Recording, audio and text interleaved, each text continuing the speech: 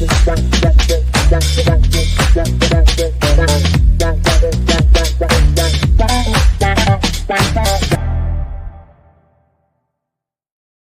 everyone, welcome back.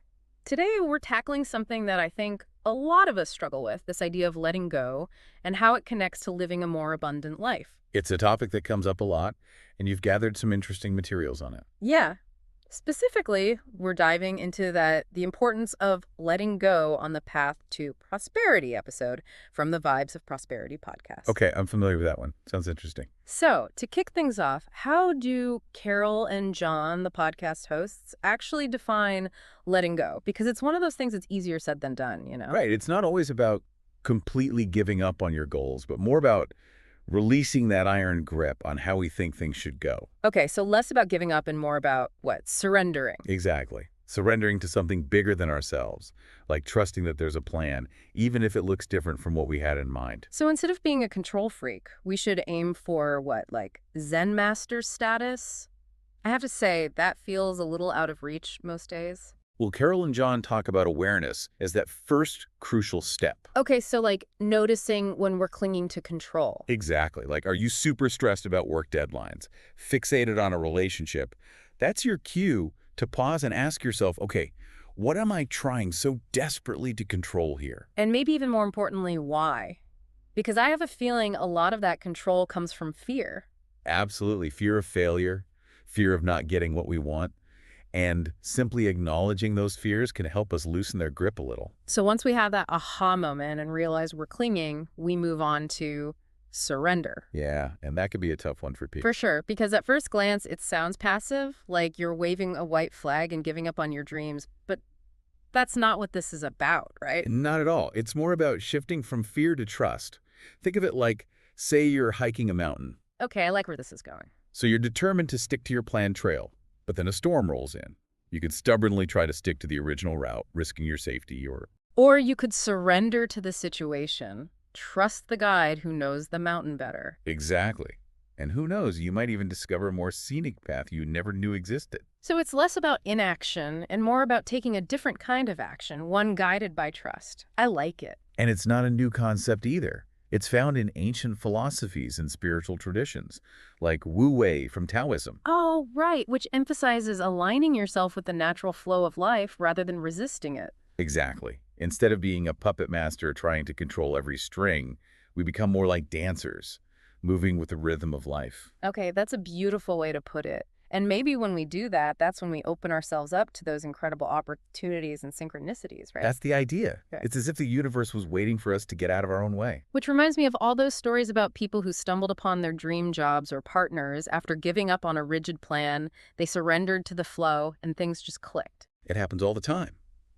But how do we actually cultivate that sense of letting go in our everyday lives? Thankfully, Carol and John offer some practical tools. Okay, good, because I can't just quit my job and move to a monastery, although it does sound kind of tempting some days. Right. But there are much more accessible ways to practice, like mindfulness or meditation, which they talk about a lot. Okay, confession time. I tend to roll my eyes a little when I hear meditation. But why is it so important in this letting go, allowing abundance thing?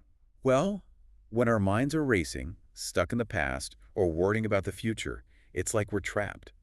Mindfulness, whether through meditation, deep breathing, whatever works for you, helps us detach from that mental clutter and return to the present moment. So it's about getting out of our heads and back into our bodies, where in reality we have zero control anyway, right? Exactly. And when we're grounded in the present, we naturally release that death grip on needing to control everything, because in that moment, there's nothing to control. There's just being. And that's where the peace comes in, right? When we can quiet that inner chatter, even if it's just for a little bit. It's like the rest of the world just fades away. It really is a sweet spot. And from that place of peace, we can actually approach things with a totally different perspective. Yeah, it's like trying to steer a ship in a hurricane versus just riding the waves, knowing you've got a skilled captain at the helm, you know, you're not alone in the storm. I love that. And speaking of shifting our perspective, Carol and John also talk about gratitude. Okay, gratitude. I have to admit, we hear about it all the time, but how does that fit in with letting go and abundance. It seems like more of a mindset thing. It really comes down to focus. Okay, I'm listening. When we dwell on what we don't have or what's missing or what we're afraid of losing, we actually just feed that scarcity mindset. We're basically telling the universe, like, hey, I don't have enough, which is probably why we're stuck. Exactly. But gratitude, it kind of flips the script. How? Well, it redirects our attention to all the good stuff that's already here. That warm shower, a good meal, a real conversation with a friend. Stuff we take for granted, probably. Exactly. But when we actually appreciate those everyday blessings, it's like this ripple effect. We tune ourselves to a different frequency. It's like that saying, energy flows where attention goes. I can get on board with that. Right. And it all ties into another important point Carol and John make, which is faith. Okay, I can see how that might be a tough one for some people, especially in this context. Because it requires trust, right? Trust in something bigger than ourselves. It's like if we're not in control, then who or what is? Exactly. It's accepting that there's a larger plan unfolding, even if we don't always get it in the moment. So not blind faith, but more of an informed surrender, like we acknowledge that we don't have all the answers. Exactly. But it doesn't mean we just sit back and let life happen to us. Carol and John are very clear about that. Oh, for sure. Letting go is not about being passive. Right. It's about taking what they call inspired action. So being open to opportunities, following our intuition, taking those aligned actions, even if we don't have it all figured out. Exactly.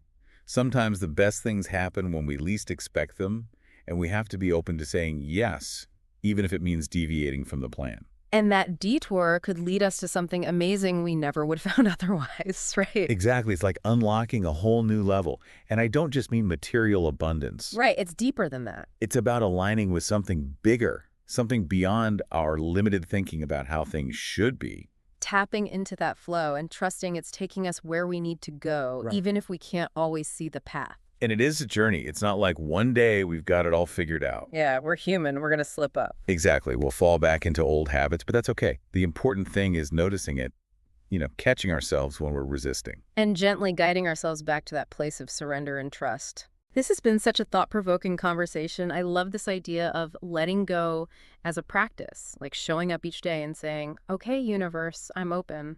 That's beautiful. And as you go through this week, maybe think about one area where you can let go a little bit more.